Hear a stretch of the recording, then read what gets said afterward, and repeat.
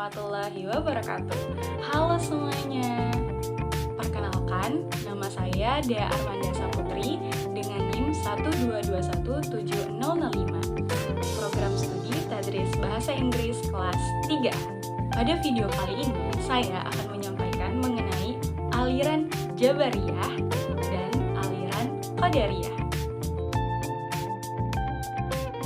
Aliran Jabariyah itu apa sih? Kenapa ya aliran Jabariyah sampai muncul di antara umat Islam? Kira-kira siapa ya yang menjadi pelopornya? Dan apa saja doktrin-doktrin yang dipercaya oleh aliran tersebut? Nah, kalau teman-teman bingung, ayo kita bahas satu persatu. Asal kata Jabariyah berasal dari kata Jabara yang berarti memaksa. Aliran ini meyakini bahwa segala tindakan manusia telah ditentukan oleh Tuhan dan dikenal sebagai takdir. Dalam bahasa Inggris, aliran ini juga dikenal sebagai fatalism atau predestination. Paham Jabariyah ini berarti menghilangkan perbuatan manusia dalam arti sesungguhnya dan menyandarkannya kepada Allah Subhanahu wa Ta'ala. Ayo kita simak sejarah dari aliran Jabariyah. Jadi, aliran Jabariyah ini adalah aliran teologi yang sangat kontroversial dalam kalangan umat Islam yang berkembang pada awal abad ke-8 Masehi. Paham Jabariyah ini pertama kali diperkenalkan oleh Ja'ad bin Dirham yang terbunuh pada tahun 124 Hijriah, yang kemudian disebarkan oleh Jahm ibnu Safwan.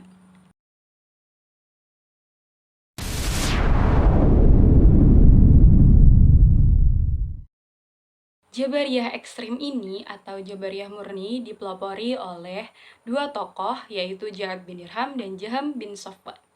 Aliran ini meyakini bahwa manusia lemah dan tidak berdaya juga selalu terikat dengan kekuasaan dan kehendak Tuhan. Tidak memiliki kehendak dan kemauan yang bebas, aliran ini menekankan pada konsep takdir atau jabar secara mutlak. Segala sesuatu yang terjadi di alam semesta ini, masuk juga dengan perbuatan-perbuatan manusia, merupakan ketentuan Allah tanpa ada kendali manusia. Terdapat beberapa doktrin dari aliran Jabariyah murni atau Jabariyah ekstrem. Yang pertama, manusia tidak memiliki kemampuan untuk berbuat apa-apa. Ini maksudnya, semua perbuatan yang dilakukan oleh manusia itu sifatnya adalah paksaan atau takdir dari Tuhan. Nah, yang kedua adalah surga dan neraka tidak kekal. Mereka meyakini bahwa surga dan neraka itu tidak kekal. Hanya Allah Subhanahu wa Ta'ala lah yang kekal. Yang ketiga, mereka meyakini jika iman adalah makrifat atau pembenaran dengan hati. Yang keempat, kalam adalah makhluk. Mereka meyakini jika kalam Tuhan atau Al-Quran itu adalah makhluk. Dan yang kelima, mereka meyakini jika Allah Subhanahu wa Ta'ala tidak memiliki keserupaan dengan manusia, seperti berbicara, mendengar, ataupun melihat. Dan yang keenam, Allah Subhanahu wa Ta'ala tidak dapat dilihat dengan indera penglihatan ketika di akhirat kelak. Selanjutnya, yaitu Jabariyah moderat. Aliran Jabariyah moderat dipelopori oleh Husain bin Muhammad An-Najjar dan Dirar bin Amr. Aliran ini meyakini bahwa Allah Subhanahu wa Ta'ala memang mengendalikan semua perbuatan manusia. Akan tetapi, manusia juga memiliki peran dalam mewujudkan perbuatan tersebut. Jika manusia tidak memiliki kehendak bebas sama sekali, maka akan sangat tidak adil jika manusia diganjar dosa atas perbuatan buruknya atau memperoleh pahala atas amalan baiknya. Berikut doktrin-doktrin yang terdapat dalam aliran Jabariyah moderat. Yang pertama, Tuhan menciptakan segala sesuatu perbuatan manusia, tetapi manusia mengambil bagian atau peran dalam mewujudkan perbuatan-perbuatan itu. Jadi mereka meyakini bahwa memang Allah Subhanahu wa Ta'ala yang menciptakan perbuatan tersebut, tetapi manusia itu memiliki bagian atau peran dalam mewujudkan perbuatan itu terjadi gitu. Nah, yang kedua, manusia tidak dipaksa dan tidak pula menjadi pencipta perbuatan, tetapi manusia memperoleh perbuatan yang diciptakan Tuhan atau diciptakan Allah Subhanahu wa taala. Nah, yang ketiga, Tuhan tidak dapat dilihat di akhirat. Salah satu dalil Al-Quran yang digunakan sebagai dasar pemikiran dari aliran Jabariyah ini adalah Quran Surah An-Nisa ayat 13, yang bunyinya, A'udzu billahi minasyaitonir rajim. Bismillahirrahmanirrahim. Tilka hududullah wa man yuti'illaha wa rasulahu yudkhilhu jannatin tajri min tahtihal anhar khalidina fiha wa dzalikal fawzul 'adzim. Yang artinya, hukum-hukum tersebut itu adalah ketentuan-ketentuan dari Allah. Barang siapa taat kepada Allah dan Rasul-Nya, niscaya Allah memasukkannya ke dalam surga yang mengalir di dalamnya sungai-sungai, sedang mereka kekal di dalamnya, dan itulah kemenangan yang benar.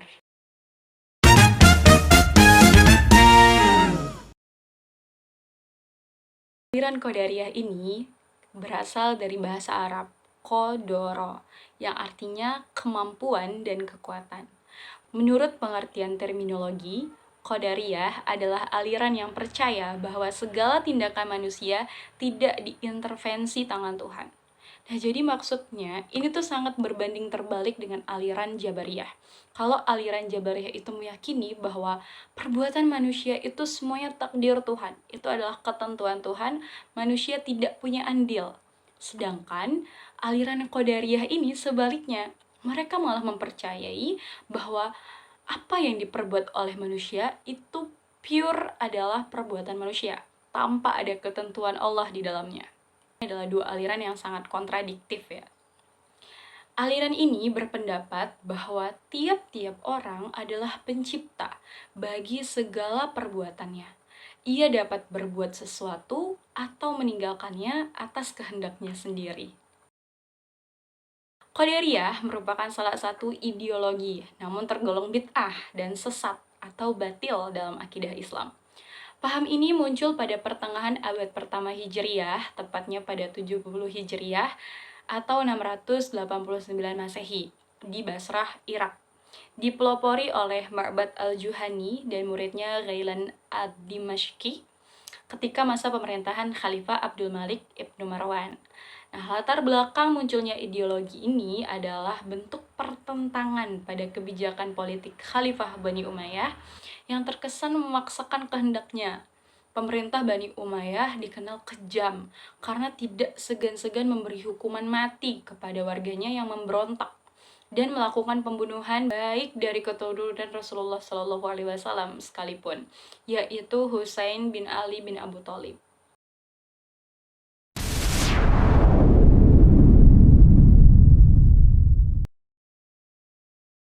Terdapat beberapa doktrin yang disebarluaskan oleh aliran Qadariyah ini.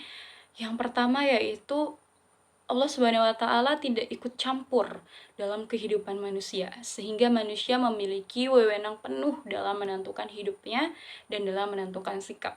Ini sangat berbanding terbalik sekali dengan aliran Jabariyah yang meyakini bahwa segala perbuatan manusia telah diatur dan dipaksa oleh Allah Subhanahu wa taala. Lalu yang kedua, aliran Qadariyah menyatakan bahwa manusia yang berbuat baik akan mendapatkan surga, sementara yang berbuat jahat akan mendapatkan ganjaran di neraka. Nah, kedua keputusan ini merupakan sebuah konsekuensi dari perbuatan yang dilakukan oleh manusia berdasarkan kehendak dan pilihannya sendiri. Lalu selanjutnya, paham Qadariyah ini juga menyatakan bahwa ketentuan Allah Subhanahu wa taala terhadap semesta sejak zaman azali, manusia menyesuaikan terhadap alam semesta melalui upaya dan pemikirannya yang tercermin dalam kreativitasnya. Ini sangat berbanding terbalik dengan pandangan takdir dari kaum Jabariyah yang bermakna bahwa segala perbuatan manusia telah ditentukan dan digariskan oleh Allah Subhanahu wa taala, sehingga tidak ada pilihan bagi manusia. 3, 2, 1. Salah satu dalil Al-Quran yang digunakan oleh aliran Qadariyah sebagai dasar pemikiran mereka adalah Quran Surah Al-Kahfi ayat 29 yang bunyinya A'udzu billahi minasyaitonir rajim. Bismillahirrahmanirrahim. Wa qulil haqqu mir rabbikum faman syaa'a falyu'min wa man syaa'a falyakfur. Inna a'tadna lidh-dhalimina naran ahata bihim suradikuha wa in yastaghithu yughathu bima'in kalmuhli yashwil wujuh bi'sa syarab wa sa'at murtafaqa, yang artinya, dan katakanlah, kebenaran itu datangnya dari Tuhanmu. Maka barang siapa yang ingin beriman, biarlah ia beriman. Barang siapa yang ingin kafir, biarlah ia kafir. Sesungguhnya kami telah sediakan bagi orang-orang zalim itu neraka, yang bergejolak mengepung mereka. Dan jika mereka minta minum, niscaya mereka akan diberi minum dengan air seperti besi yang mendidih, yang menghanguskan muka.